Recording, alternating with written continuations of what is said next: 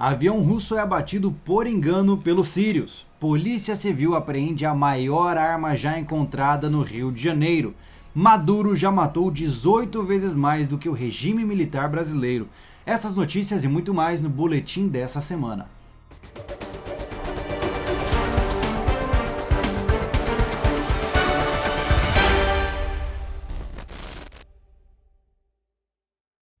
Olá, sobrevivencialista, eu sou o Júlio Lobo e muito bem-vindo a mais um episódio aqui do nosso Boletim Sobrevivencialista, sua fonte de notícias semanais aqui do sobrevivencialismo. Hoje temos uma série de notícias interessantes, então sem muitas delongas, vamos começar. Após ter avião abatido e culpar Israel, Rússia entregará sistema de mísseis antiaéreos à Síria. O avião russo foi derrubado pelos sírios por engano após um ataque israelense às forças de Bashar al-Assad. O avião russo, com 15 militares a bordo, desapareceu no mar Mediterrâneo a 35 quilômetros da costa da Síria, durante um ataque aéreo de Israel contra o país de Bashar al-Assad, por volta das 23 horas na hora local de segunda-feira. Toda a tripulação morreu. Segundo a Rússia, a aeronave foi abatida por mísseis de defesa antiaérea da sua aliada, a Síria. O exército russo acusou Israel de provocar a situação e disse que poderia responder. Israel culpou a Síria e o Irã. Um joga a culpa no outro, é uma coisa de louco, né? O avião desapareceu dos radares do Comando da Aviação durante um ataque de 4 aviões israelenses F-16 contra as instalações sírias na província de Latáquia, disse o Ministério de Defesa da Rússia. O avião russo, um turbopropulsor de exploração nomeado LL-20 ou II-20, retornava para a base aérea de Kemirin, na província de Latáquia. A Rússia, para evitar essa situação novamente, vai entregar em 2 semanas sistemas modernos de defesa antiaérea S-300 ao exército sírio, anunciou o ministro russo de defesa Sergei Shoigu nesta segunda-feira. A Rússia ainda também bloqueará as comunicações de qualquer avião que quiser atacar a Síria pelo mar Mediterrâneo, anunciou o ministro. Ou seja, que se ferre os 15 militares a bordo, né? Foi um acidente de percurso, vamos dar mais defesas antiaéreas para a Síria para que nada de ruim aconteça novamente. Essas políticas internacionais são muito interessantes. Corpo de homem que caiu de barranco durante trilha é resgatado na Serra de Santa Catarina. A queda, olha só, o corpo do homem de 35 anos que caiu numa trilha em Bocaina do Sul, na Serra Catarinense, foi resgatado na segunda-feira, dia 17, segundo a Polícia Militar. O local da queda chega a 130 metros de altura e equivale a um prédio de até 30 andares. Conforme os bombeiros, o homem estava com 15 pessoas em uma trilha na localidade de Pinheiro Marcado quando escorregou por volta das 23 horas de sábado. O grupo estava retornando a um acampamento. Na tarde de domingo, o helicóptero Águia e bombeiros em solo com auxílio de cães acharam o corpo.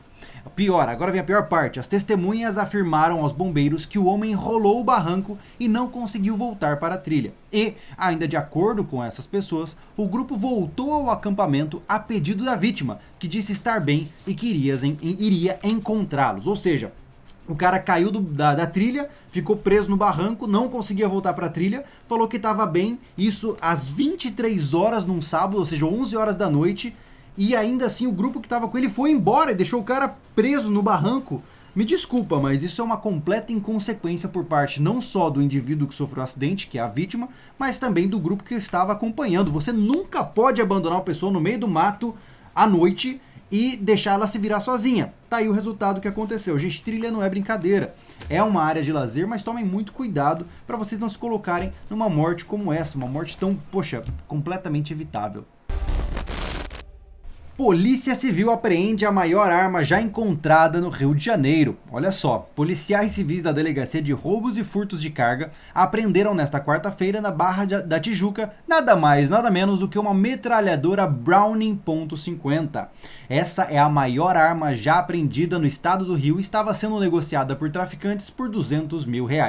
2 pessoas foram presas no local, o tal do Thiago e o tal do Pablo. Mais uma constatação da eficiência do Estatuto do Desarmamento. A arma, uma metralhadora antiaérea do exército americano, antiaérea não, né? Seria antiaérea e antimaterial. Mede 1,68 metros de comprimento e pesa 38 quilos, tem a capacidade de disparar de 400 a 600 tiros por minuto. Segundo a polícia, essa arma estava acautelada na Rocinha antes de ser apreendida na Barra da Tijuca. E ainda de acordo com os investigadores, a metralhadora seria levada para fora do estado, mas pararia antes nos morros da Falete e do Fogueteiro, na região central da cidade. A arma será periciada no Instituto de Criminalística Carlos Eboli e pode ser incorporada ao Exército.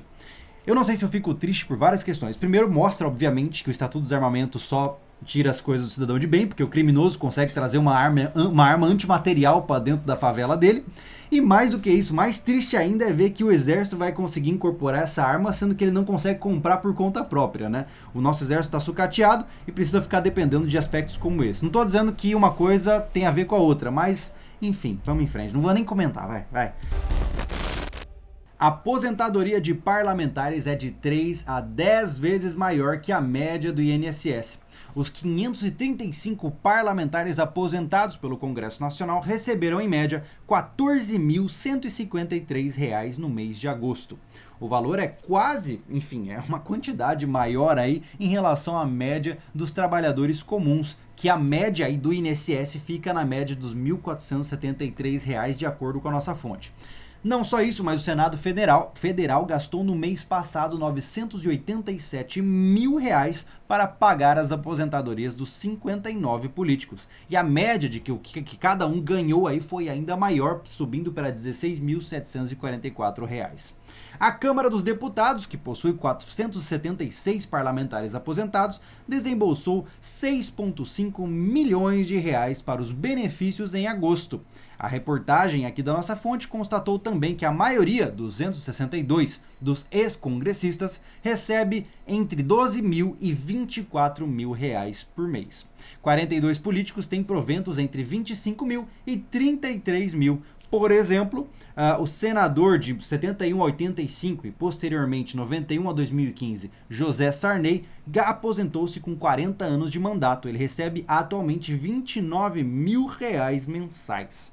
Um trabalhador que contribuísse durante 35 anos pelo teto do INSS se aposentaria hoje ganhando no máximo R$ 5.645, um valor que é passível de redução devido à aplicação do fator previdenciário, que na prática diminui o valor do benefício para quem se aposenta mais jovem.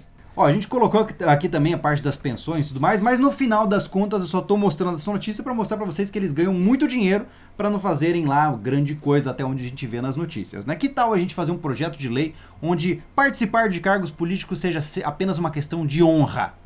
Talvez, eu vou virar deputado, eu ganho a honra de ser um deputado, não ganho dinheiro nenhum, só pago as minhas contas básicas. É uma boa ideia, vamos fazer um projeto disso aí, porque já tá na hora, né? O governo de Maduro já matou 18 vezes mais do que o regime militar brasileiro. O relatório da Anistia Internacional, publicado na quinta-feira, dia 20, afirmou que forças de segurança da ditadura socialista de Nicolás Maduro usam força letal com a intenção de matar os setores da população mais vulneráveis e excluídos. De acordo com esse mesmo relatório, o Maduro está criminalizando a pobreza na Venezuela. Foram contabilizadas mais de 8.200 execuções extrajudiciais entre 2015 e junho de 2017, um número 18 vezes maior do que o de mortos e desaparecidos durante o regime militar no Brasil, de acordo com o relatório da Comissão Nacional da Verdade. Eric Guevara Roças, diretora para Américas da Anistia Internacional, afirmou: a Venezuela está passando por uma das piores crises de direitos humanos em sua história. A lista de crimes sobre o direito internacional contra a população está aumentando. Em 2017, a taxa de homicídio foi de 89 por 100 mil habitantes, mais alta que em El Salvador e 3 vezes mais alta do que no Brasil, que é de 29,7, citando dados da Fundação Insight Crime. Não somente isso, mas além da notícia aqui, nós vimos recentemente que Venezuela sofreu aí uma inflação de 2.616% recentemente, logo tudo está muito mais caro, mostrando que o sistema político de Nicolás Maduro é extremamente eficiente para quem é amigo do rei. Então, tchau.